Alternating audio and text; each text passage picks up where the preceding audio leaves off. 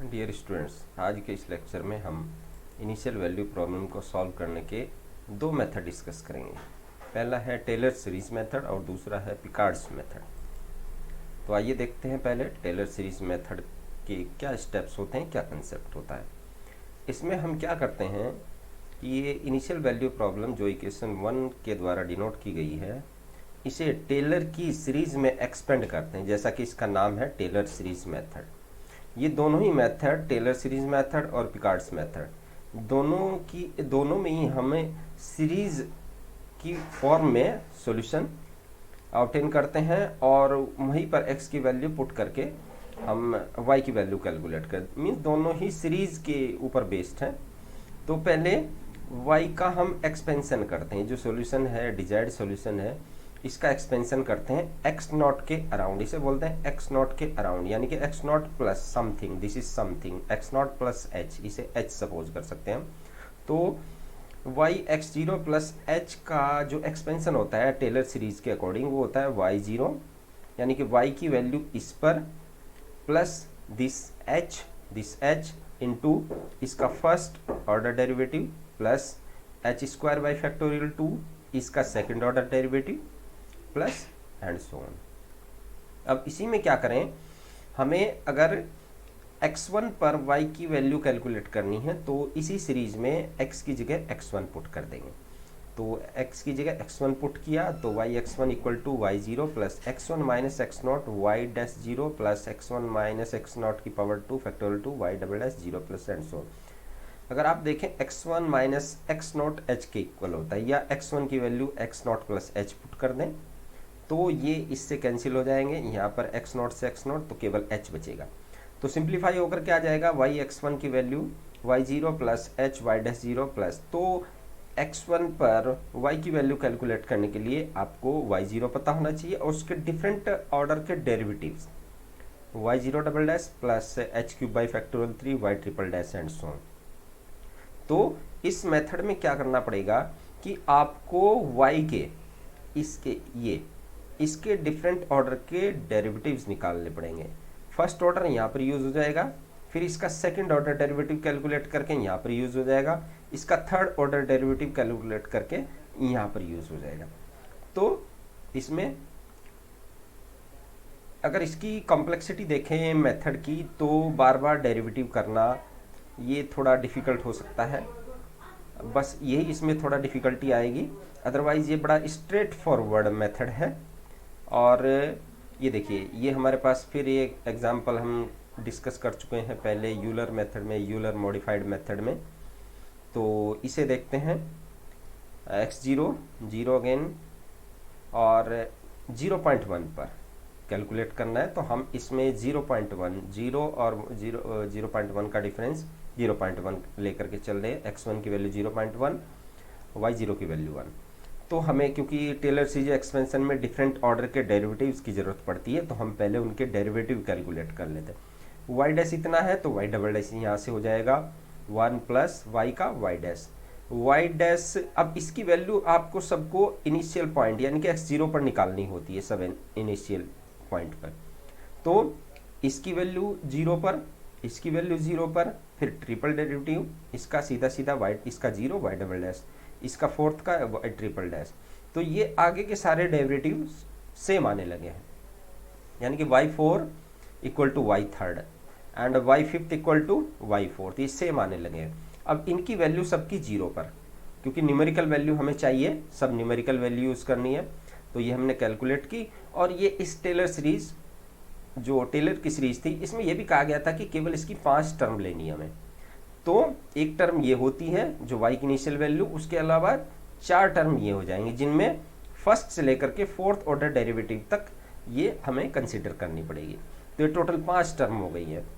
तो अब x1 की वैल्यू यहाँ पुट कर दीजिए और h की वैल्यू यहाँ पर, और y0 dash y double dash 0 ये आप ऊपर से कैलकुलेट कर चेंगे, उनकी वैल्यू यहाँ रख दीजिए। और ये वैल्यू कैलकुलेट करके और रखने के बाद इसे सिंप्लीफाई करके हमारे पास वैल्यू इतनी आ जाएगी। तो आप डिफरेंट x यहाँ रखेंगे तो डिफरेंट y की वैल्यू आ जाएगी। तो इसमें और पुराने वाले जो यूलर्स मॉडिफाइड मेथड है, उनमें क्या आप डिफरेंस देख रहे हैं, इसमें बार बार हमें इम्प्रूव करने की ज़रूरत नहीं पड़ रही है। इस फॉर्मूले को हम बार बार रिपीट नहीं कर रहे हैं इम्प्रूव करने के लिए।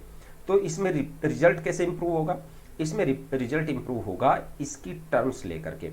इसकी कम टर्म लेंगे तो कम एक्यूरेट रिजल्ट आएगा, हमें ज़्यादा एक्यूरेट रिजल्ट चाहिए तो हम इसकी टर्म्स इसमें बढ़ाना शुरू कर देंगे। आगे 5th ऑर्डर के डेरिवेटिव वाली 6th ऑर्डर के, तो नंबर ऑफ टर्म्स बढ़ाने से यहाँ रिजल्ट इम्प्रूव होता चला जाता है। तो इसे बार बार अप्लाई करने की ज़रूरत नहीं होती, बस हमें नंबर ऑफ टर्म्स इंक्रीज करनी होती है।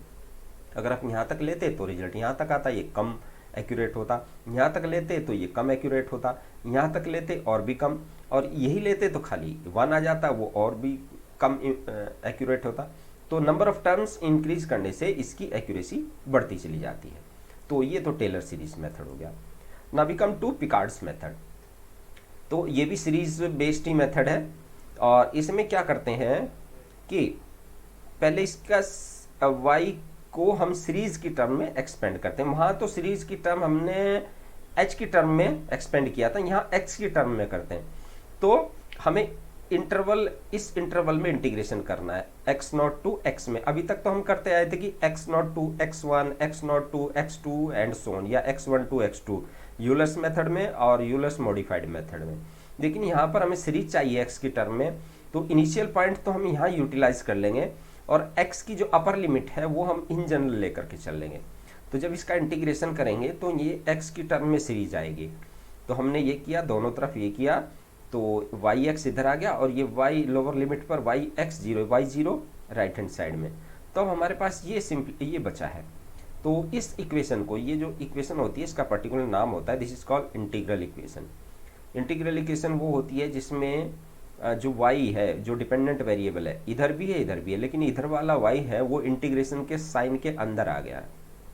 तो ऐसी इक्वेशन को बोलते हैं इंटीग्रल इक्वेशन। और ऐसी equation method of successive approximation से सॉल्व की जाती है। तो इसका मीनिंग ये होता है कि हम बार बार इसे यूज़ करेंगे, सक्सेसिव मीन्स बार बार यूज़ करेंगे इसी फॉर्मूले को, और हमारे पास अप्रोक्सीमेशन आते चले जाएंगे, first approximation, second approximation, third approximation and so on.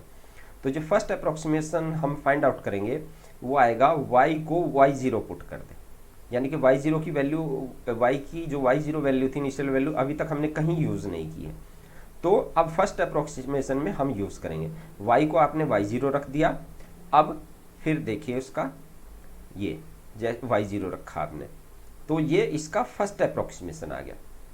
अब सेकंड अप्रोक्सीमेशन निकालने के लिए इसमें y1, यानी कि इससे पहले जो अप्रोक्सीमेशन निकाला उसे रख देंगे, और चूंकि ये y, इसमें y0 की वैल्यू रख दी अपने, तो y इसमें से गायब हो गया है, केवल x में बचेगा ये, उसका इंटीग्रेशन x के रेस्पेक्ट में करेंगे तो ये पूरी टर्म हमारी x की टर्म आ जाएगी। तो ये पूरा का पूरा एक्सप्रेशन राइट हैंड साइड का ये x की टर्म में आ जाएगा। तो उस x की टर्म को फिर हम यहाँ रखेंगे, ये फर्स्ट अप्रोक्सीमेशन, सेकंड अप्रोक्सीमेशन में यूज़ करेंगे, तो फिर ये सारा का सारा x की टर्म में।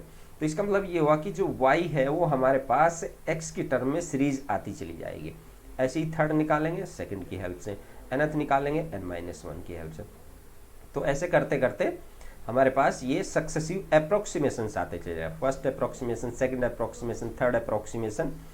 और ये कहाँ पर हम रोकेंगे? जब हमारी जो कंडीशन है एक्यूरेसी की वो हमें मिल जाएगी, यानी कि 3 प्लेस 4 प्लेस डेसिमल प्लेस की हमें एक्यूरेसी मिल जाएगी, या कहा जाए कि इतने ही अप्रोक्सीमेशन तक आप कीजिए। तो इसका ये देखिए फिर वही एग्जांपल, हमें थर्ड अप्रोक्सीमेशन तक कहा है, तो फर्स्ट अप्रोक्सीमेशन उसमें इनिशियल y का इनिशियल अप्रोक्सीमेशन यूज़ करते हैं। तो देखिए y0 इंटीग्रेशन 0 टू x होगा, क्योंकि x0 की वैल्यू 0 है, और यहाँ पर जनरल x हो जाएगा, तो y0 की वैल्यू 1 प्लस अब fxy0, fx आपका fxy ये होता है, इसमें x को x ही रहने दें, प्लस y को y0 इज 1, x प्लस 1, ये x का फंक्शन आ गया। इसका इंटीग्रेशन करेंगे तो 1, इसका प्लस x, इसका plus x² by factorial 2। Second approximation में आप फर्स्ट अप्रोक्सीमेशन को रखेंगे यहाँ पर x प्लस फर्स्ट अप्रोक्सीमेशन, और ये 1 ही रहेगा। इसका इंटीग्रेशन करेंगे तो आपके पास ये सीरीज आ गई है। उसके बाद थर्ड अप्रोक्सीमेशन में आपके पास ये सीरीज आ गई है। अब क्या करेंगे? अब आप इसमें x की वैल्यू यहाँ पुट कर सकते हैं, जिस भी x पर आपको y की वैल्यू फाइंड आउट करनी है वो आप रख दें, तो ये इसके सक्सेसिव अप्रोक्सीमेशन आते चले जाएंगे। और कहाँ तक रोकना है आपको, फिर वही, इसमें तो थर्ड अप्रोक्सीमेशन कहा था, लेकिन जब हमें हमारी जो डिजायर्ड एक्यूरेसी है वो नहीं मिल जाती, तब तक हम इसे अप्रोक्सीमेशन इसके निकालते रहते हैं। और डिजायर्ड एक्यूरेसी का पहले कंसेप्ट हम डिस्कस कर चुके हैं कि क्या होता है। तो ये दो मेथड हैं, तो मुझे उम्मीद है कि आप लोग इन दोनों को अच्छी तरह समझ पाए होंगे और आप इसके क्वेश्चन आसानी से कर सकते हैं। Thank you.